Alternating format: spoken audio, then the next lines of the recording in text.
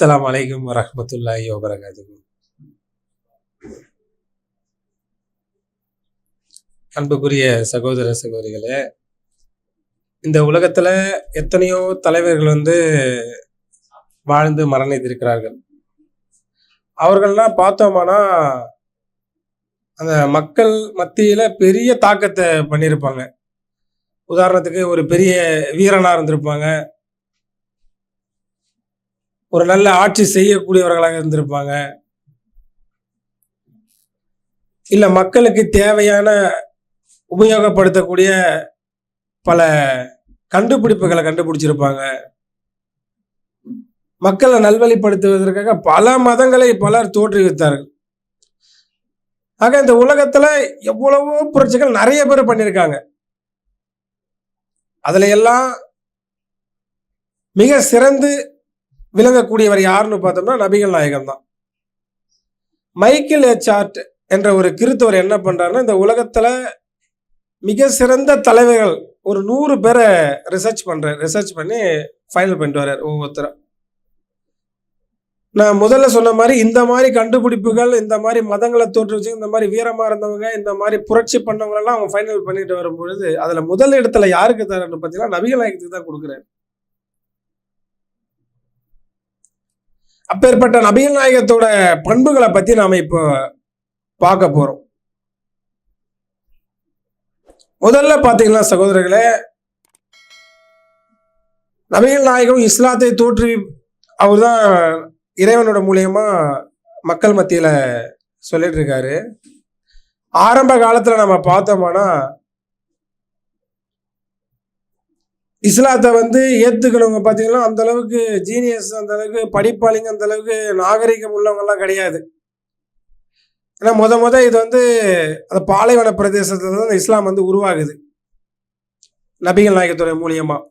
அப்போ இஸ்லாத்தை ஏத்துக்கணுங்க பெரும்பாலும் யாருன்னு பாத்தீங்கன்னா நாகரிகம் இல்லாதவங்க, அதை பத்தி தெரிஞ்சுக்காதவங்க, அதை புரிஞ்சுக்காதவங்க தான் ஏத்துக்கினாங்க.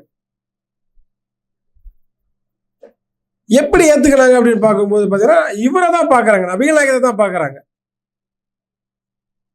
இன்னும் ஒரு சிலர் இருக்காங்க, இன்னும் நிறைய பேர் எப்படி ஏத்துக்கினாங்க நம்ம யோசிச்சு பார்த்தோம்னா, அந்த மதங்களை ஆராய்ச்சி நிறைய மதம் இருக்கு. அவர் இஸ்லாத்தை சொல்லும் பொழுது கிட்டத்தட்ட 360 சிலை வழிபாடுகள் அந்த இடத்துல இருக்கு.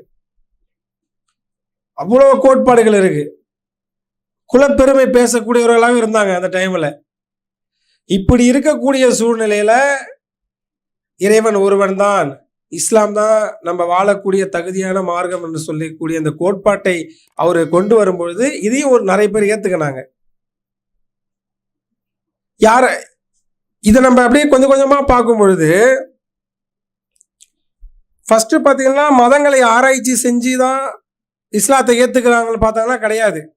அடுத்து பாத்தீங்கன்னா இவர் தான் நபிகள் நாயகம் தான் இறை தூதர், அல்லாஹ் வேலை இறை தூதர்னு கன்ஃபார்ம் பண்ணவர் இவர் தான் சொல்லிட்டு ஏத்துக்கிறாங்கன்னு பார்த்தாங்கன்னு கிடையாது. திருக்குறானை ஆராய்ச்சி செஞ்சு இதுதான் உண்மையான மார்க்கம்னு சொல்லி ஏத்துக்கணும்னு கிடையாது. ஆக அந்த காலகட்டத்தில் திருக்குறான் முழுமையாலாம் இறங்கல, 100ல் 1 பங்கு தான் இறங்கியிருக்கும். அந்த டைம்ல நிறைய பேர் இஸ்லாத்தை ஏத்துக்கினாங்க. எப்படி ஏத்துக்கினாங்கன்னு பாத்தீங்கன்னா அவங்க மார்க்கத்தை பகல் நபிகள் நாயகத்தை தான் பார்த்தாங்க. அவர் வாழ்ந்து அவர் பிறந்து ஒரு 40 வருட காலமாக பார்த்தோம்னா அவருடைய வாழ்க்கை முறையில ஒரு நாள் கூட ஒரு பொய்யே சொன்னது கிடையாது. ஒரே ஒரு பொய் கூட சொன்னது.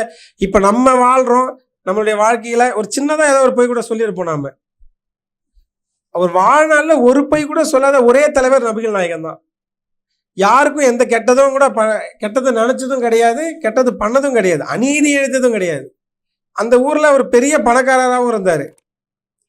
நம்ம தான் பணக்காரர், நம்ம சொல்றது தான் அவங்க கேட்கணுன்ற ஒரு அந்த கர்வம், அந்த அந்த மேலாதிக்கத்தன்மை கூட இல்லாம மக்களோட மக்களாக வாழ்ந்தவர் தான் அவர்.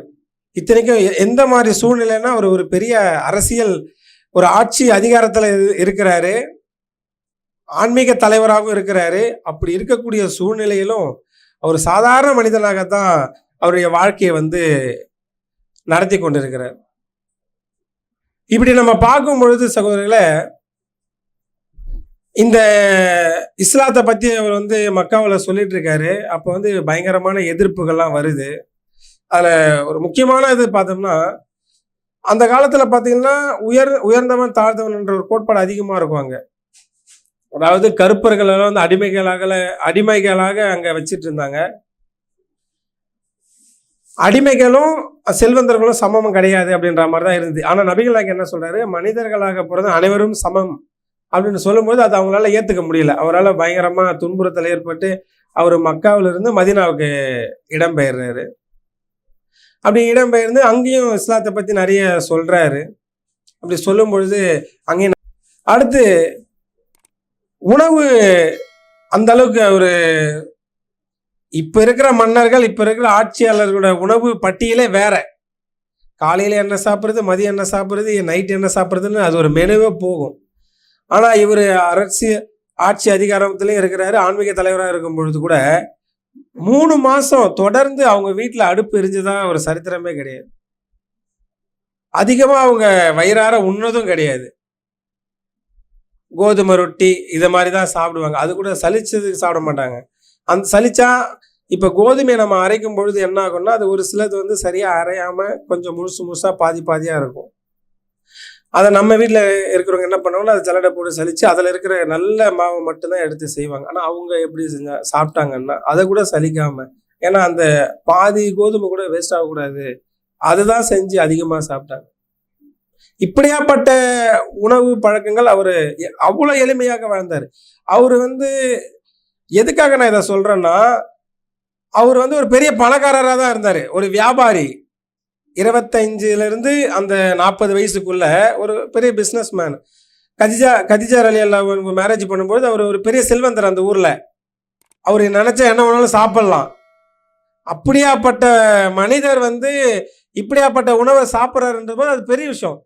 ஒரு ஏழை வந்து எளிய முறையில உணவு சாப்பிட்றாருன்றது வந்து ஏத்துக்கலாம். ஆனா ஒரு பெரிய பணக்காரர் வந்து ஒரு எளிய முறையில உணவு சாப்பிட்றாருன்னு போது அது எப்படி சிந்திச்சு பாருங்க. அவ்வளவு வசதி வாய்ப்புகள் இருந்தும் எளிய முறையில தான் அவருடைய வாழ்க்கைய அவரு கழிச்சாரு.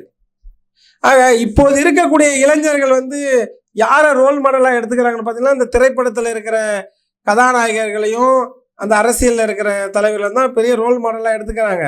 ஆனா அவங்களுடைய இப்போது இருக்கக்கூடிய காலத்தையும் சரி, அவருக்கு முன்னாடி இருந்த காலத்தையும் எடுத்து நம்ம ஆராய்ச்சி பண்ண போதோம்னா அந்த அளவுக்கு ஒரு நல்ல ஒரு வாழ்க்கையை அவர் வாழ்ந்திருக்க மாட்டாங்க. நாம யாரை வந்து ரோல் மாடலா எடுத்துக்கணும் அப்படின்னு பார்த்தோம்னா, நபிகள் நாயகத்தை தான் ரோல் மாடலா எடுத்துக்கணும். அவரு முஸ்லிம்களுக்கு மட்டும் தலைவர் கிடையாது, இந்த உலக மக்கள் அதான் இந்த உலகத்துல இருக்கக்கூடிய அனைத்து மக்களுக்குமான தலைவர் தான் நம்மளது நபிகள் நாயகம். ஆக சகோதரர்களே, நபிகள் நாயகத்துடைய வாழ்க்கை வரலாறை படித்து அவரை போல நம்மளும் இந்த உலகத்துல வாழ்ந்து இந்த உலகத்திலையும் வெற்றி பெற்று நாளை மறுமையிலும் வெற்றி பெற்றவர்களாக இருக்க வேண்டும் என்று இறைவனிடம் பிரார்த்தித்தவனாக என்னுடைய உரையை முடித்துக் கொள்கிறேன். அஸ்ஸலாமு அலைக்கும் வரஹ்மத்துல்லாஹி வபரகாத்துஹு.